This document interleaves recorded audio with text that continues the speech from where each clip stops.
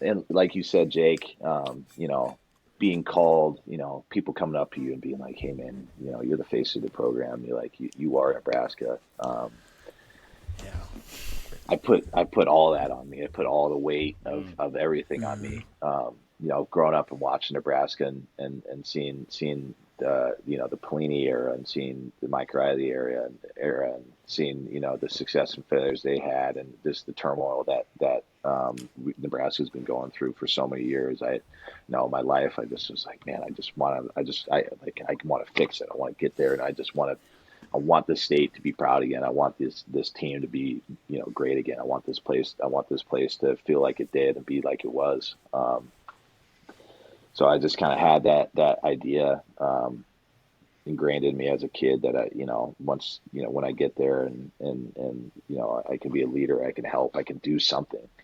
Um, so when it was time and I was stepping into that leadership role and being starting to be called these things, like I bared so much of that weight, the pressure of Coach Frost's job and the relationships I built with all my coaches that they wanted them to stay. So it's on us as players to do everything, every single thing so overcritically correct, um, making sure that everybody on the team is doing exactly what they need to do and more, and outside and inside of football, and just kind of wearing myself so thin, trying to be so many places all at once and control things that not necessarily in my control.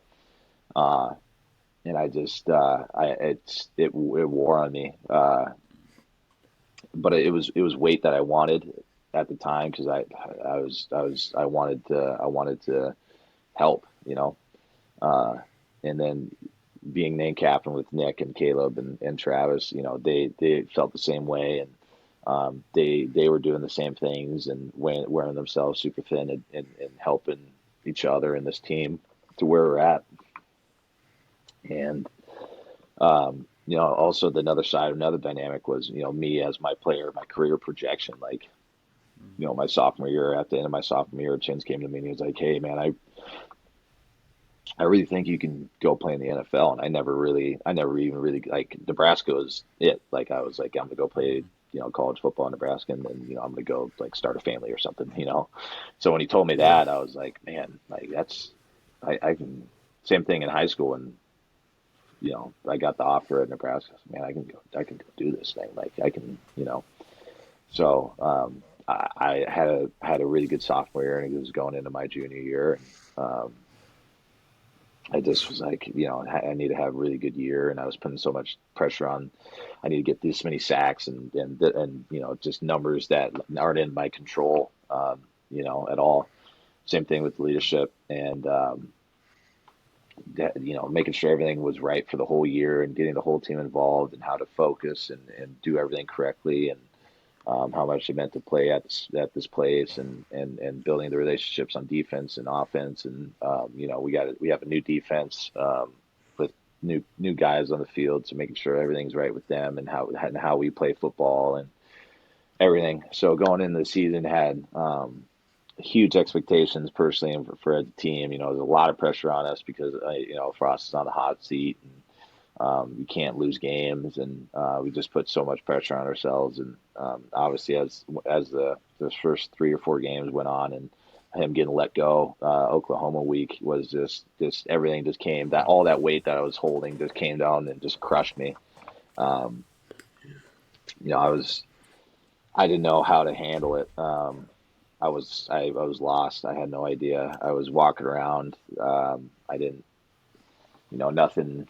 I didn't really care about anything. I didn't really, I really didn't like being around anybody or being in the stadium. Like I was depressed. I just didn't know. I just moped around and, first time in my life when we started practicing, the first time in my life I was on the football field during practice, and I was just like, what am I doing out here? Like everything that I did my whole life was for nothing. Like, this, this was it. This was my college career. I got my head coach fired, and nobody's gonna, everybody's gonna remember this time as the worst time, and this is all on me because I'm the leader and the captain, and I'm going to be looked at as this, I somebody that wasn't meant for this role, and I wasn't, I thought I was ready, and I thought I was meant for this, and I'm not, and I had so much self-deprecation, this lost confidence in myself over the years, and in the sense of what was going on with the team and as a player, and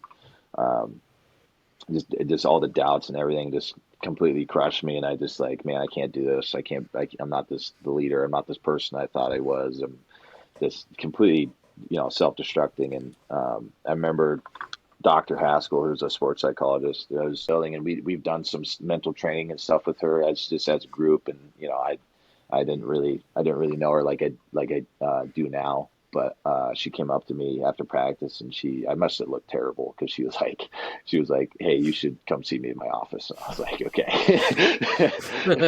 And yeah, man.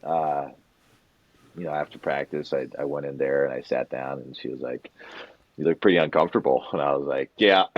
She was like, "Why?" And I was just like, she was like, "You didn't want to come in here, did you?" And I was like, "No, I didn't at all."